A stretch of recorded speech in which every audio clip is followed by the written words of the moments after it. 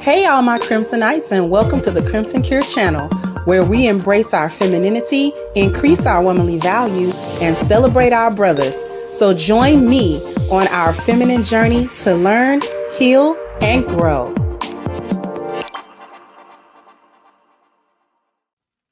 Hey there, my Crimsonites, and welcome to the Crimson Cure channel. I'm your hostess, femininity coach, and author of the Crimson Cure, and this is my perspective.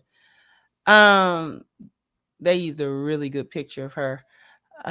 New Orleans Mayor LaToya Cantrell indicted for alleged fraudulent romance scheme with a bodyguard. Now, I'm going to read an article, not this blurb here, but I'm going to read an article that sort of flushes this out a little bit. Okay. New Orleans Mayor LaToya Cantrell was indicted Friday on federal charges of defrauding the city while trying to keep her romantic relationship with a police officer secret. Cantrell is charged with conspiracy to commit wire fraud, conspiracy to obstruct justice, making false statements and false declarations before a grand jury, according to a federal indictment filed in the U.S. District Court in the Eastern District of Louisiana.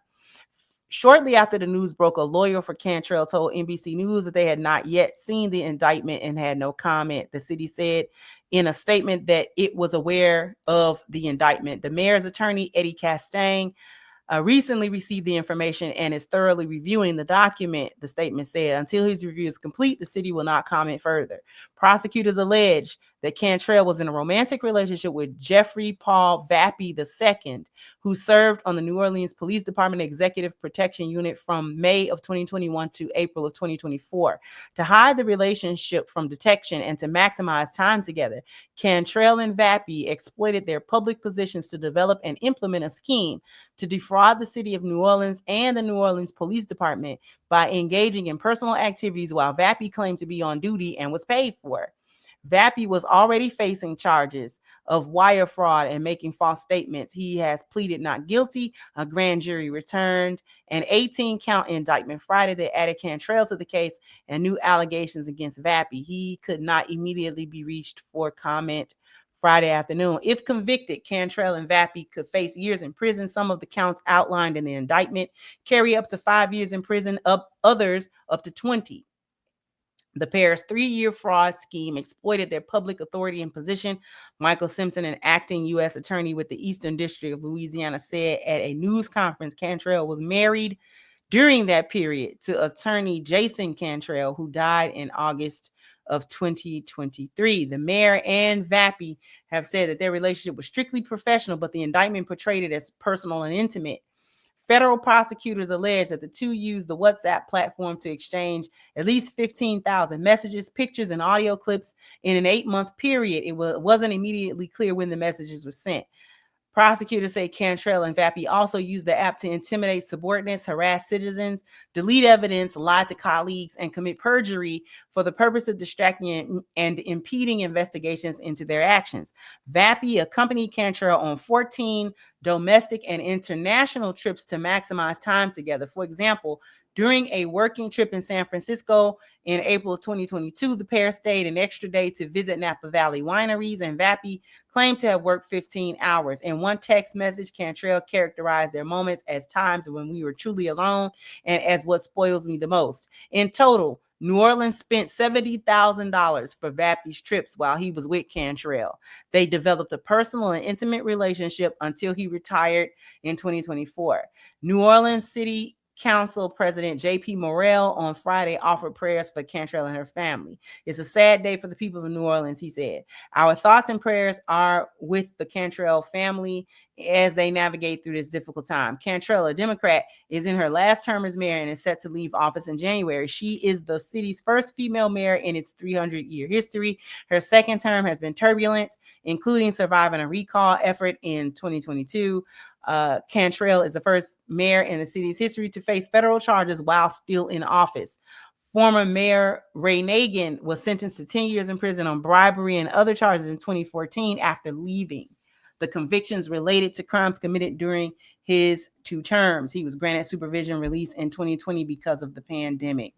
So I guess they brought up Ray Nagin just to clarify that the difference between him and her is she's still in office and being indicted. The people in these comment sections don't get it. So who we're with is a crime. They're locking everybody up but Trump and his toupee. This is unfortunate. She's a Black successful woman. I'm not surprised they can't stand to see us in power. All of that. Still don't get it. They don't get it. Just like they didn't get it when we were talking about Fani Willis and her situation that she had to face. Didn't get that the people, the taxpayers, were being defrauded. In the mayor's case here, Cantrell's case, they were defrauding, they were using taxpayer funds, not their own money, not, money out of their personal accounts and this and that, which would have been okay. It would have spared them a lot of these charges, right? But among the charges is fraud, because you are not allowed to misappropriate and misallocate taxes and funds and city funds and state funds and all of that type of stuff for your own personal use and your own personal gain. Just like Tiffany in Dalton, Illinois, using this money, using her position for her own personal gain. And a lot of these Black female mayors get into these positions and think that it's a holiday. They think that they're supposed to be able to get in these positions of power, and then abuse it, and no one's supposed to say anything because white politicians get away with it. White people do it too. This, that, and the third, which it doesn't even matter who does it too. You're not a part of that group. Now, are you? You're not Mrs. Cartwright. You're not Mr. Cartwright. You're not them at all. And regardless of the fact, you're still defrauding the people, because what killed me is they'll become the mayors of mostly Black cities. They'll become the mayors in places that are predominantly Black, and then defraud them. And then you got idiots that are like, oh, well, she ain't really doing nothing wrong. I guess you're not in New Orleans where your tax dollars have been used so they could go, you know what I'm saying, clap cheeks at Napa Valley. I don't want to pay for them clapping cheeks at Napa Valley. They don't want to do nothing on their dime. Meanwhile, you paying taxes out of the nose. From your little paycheck, you can't barely keep your bills paid. And they're using the money not for what the money go for, but for their own personal things.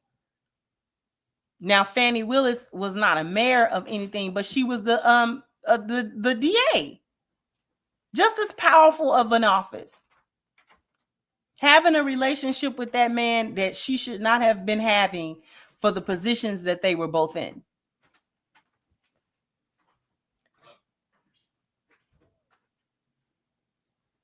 What do Pink Book lessons call them? City girl mayors. This is what this is. She a city girl mayor.